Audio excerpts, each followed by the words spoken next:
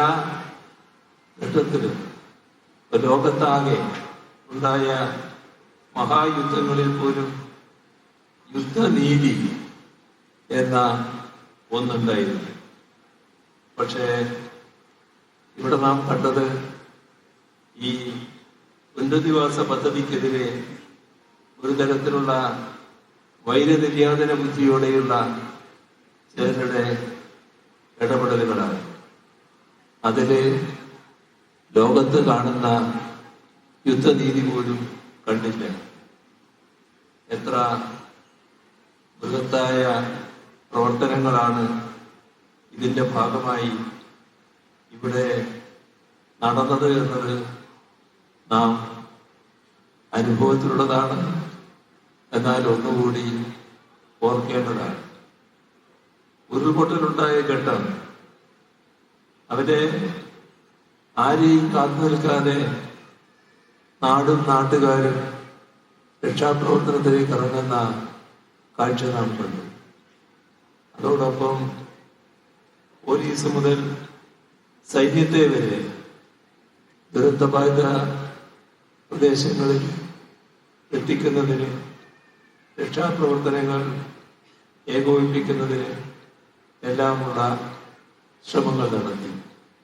എല്ലാ സേനാ വിഭാഗങ്ങളും എത്തുന്ന നിലയിലുണ്ടായി. ദുരന്തബാധിതർക്കൊപ്പം നിൽക്കാൻ നമ്മുടെ നാടും ജനങ്ങളും ഒന്നടങ്കം തയ്യാറായി. നമ്മുടെ നാട്ടിൽ നടന്ന രക്ഷാപ്രവർത്തനങ്ങളിൽ ഈ ഐക്യം പ്രകടമായിരുന്നു. വിദ്യാർത്ഥികള്, യുവജനങ്ങള്, സന്നദ്ധ പ്രവർത്തകര്, ആംബുലൻസ് ഡ്രൈവർമാര്, ഓഫ് റോഡ് ഡ്രൈവർമാര്, അങ്ങനെ കേരളത്തിന്റെ സമസ്ത മേഖലയിലുമുള്ളവർ രക്ഷാപ്രവർത്തനത്തിൽ കൈകോർത്തു. അതിവേഗം ക്യാമ്പുകൾ സജ്ജമായി. ഭക്ഷണവും അവശ്യ സാധനങ്ങളും മാത്രമല്ല, മരുന്നും വൈദ്യസഹായവും, അതോടൊപ്പം ജീവിതം വീണ്ടെടുക്കുന്നതിനുള്ള കൗൺസിലിങ്ങും ഓരോരുത്തർക്കും പ്രത്യേകമായി നൽകുകയുണ്ടായി. അതോടൊപ്പം ഒരു മന്ത്രിസഭാ ഉപസമിതി ഈ കാര്യങ്ങൾക്ക് നേതൃത്വം കൊടുക്കാൻ ഇവിടെ ഉണ്ടായി. മന്ത്രിസഭാ ഉപസമിതിയുടെ ഭാഗമായി മന്ത്രിമാർ ഈ സ്ഥലത്ത് ആദ്യ ഘട്ടത്തിൽ എല്ലാ ദിവസങ്ങളും ഇവിടെ ക്യാമ്പ് ചെയ്യുന്ന അവസ്ഥ ഉണ്ട്. എല്ലാ പ്രവർത്തനങ്ങൾക്കും നേരിട്ട് മേൽനോട്ടം വഹിച്ചു.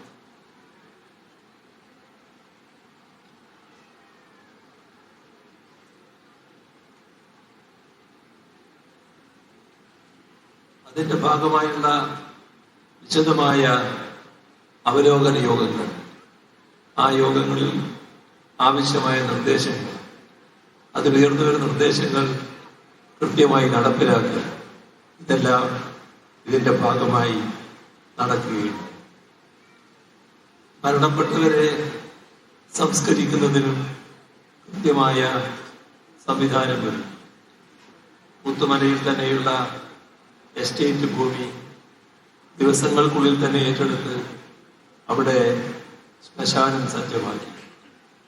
ഈ ഏറ്റെടുത്ത ഭൂമിയിൽ സർക്കാരിന്റെ ഔദ്യോഗിക ബഹുമതികളോടെ സർവമത പ്രാർത്ഥന നടത്തിയാണ് മൃതദേഹങ്ങളും മൃതദേഹ ഭാഗങ്ങളും സംസ്കരിച്ചത്. ആ ദുരന്തത്തിന്റെ ആഴവും വ്യാപ്തിയും വ്യക്തമാക്കുന്ന കണക്കുകളിൽ അതെല്ലാം വല്ലാത്ത അസുഖകരമായ ഓർമ്മകൾ ഉണർത്തുകൊണ്ട് അതിലേക്ക് കടക്കുന്നില്ല. ക്യാമ്പുകളിലേക്കും സഹായപ്രവാഹമുണ്ടായി. ഭക്ഷണം, വസ്ത്രങ്ങൾ, മരുന്നുകൾ, കുഞ്ഞുങ്ങൾക്കുള്ള ഉപകരണങ്ങൾ, ഇങ്ങനെ ഓരോ വ്യക്തിയും അവരാൽ കഴിയുന്ന സഹായങ്ങൾ നൽകി. ക്യാമ്പുകളിലുള്ളവരെ ഇവിടെ പറഞ്ഞതുപോലെ വാടക വീടുകളിലേക്കും താമസിക്കാൻ പറ്റുന്ന സർക്കാർ ക്വാർട്ടേഴ്സുകളിലേക്കും മാറ്റിപ്പാർപ്പിച്ചു. അങ്ങനെ പെട്ടെന്ന് തന്നെ നമ്മുടെ സഹോദരങ്ങളെ ആകെ ക്യാമ്പുകളിൽ നിന്നും സാധാരണ ജീവിത സാഹചര്യങ്ങളിലേക്ക് മാറ്റാൻ നമുക്കായി. ഉപയോഗിക്കാതെ കിടന്ന സർക്കാർ ക്വാർട്ടേഴ്സുകൾ റിപ്പയർ ചെയ്ത് നൽകുന്ന നിലയുണ്ടായി. വാടകയ്ക്ക് പോകാൻ താല്പര്യമുള്ളവർക്ക് സർക്കാർ വാടക നൽകുന്നതിന് സംവിധാനം ഏർപ്പെടുത്തി.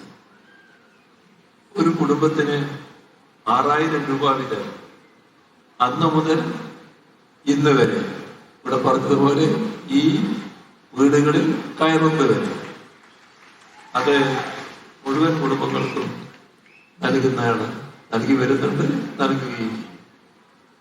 ഈ ഇനത്തിൽ ഇതുവരെയായി 6 കോടിയിലധികം രൂപയാണ് അനുവദിച്ചത്. ദുരന്തബാധിതർക്ക് ഉപജീവനത്തിനായി ഓരോ മാസവും ആനുകൂല്യം നൽകി. 17 കോടി 20 ലക്ഷം രൂപയാണ് ഈ ഇനത്തിൽ ചെലവഴിച്ചത്. സമാശ്വാസ ധനസഹായമായി 13 കോടി രൂപ, അടിയന്തര ധനസഹായമായി 1 കോടി 30 ലക്ഷം രൂപ അതെല്ലാം വിതരണം ചെയ്തു. ദുരന്തത്തിൽ രക്ഷിതാക്കൾ നഷ്ടപ്പെട്ടു പോയ 21 കുട്ടികളുണ്ടായിരുന്നു. അവർക്ക് സഹായം നൽകുന്നതിന് 2 കോടി രൂപയാണ് ചെലവഴിച്ചത്. 858 കുടുംബങ്ങൾക്ക് പ്രതിമാസം 1000 രൂപയുടെ ഭക്ഷ്യ കൂപ്പണും നൽകുന്നുണ്ട്.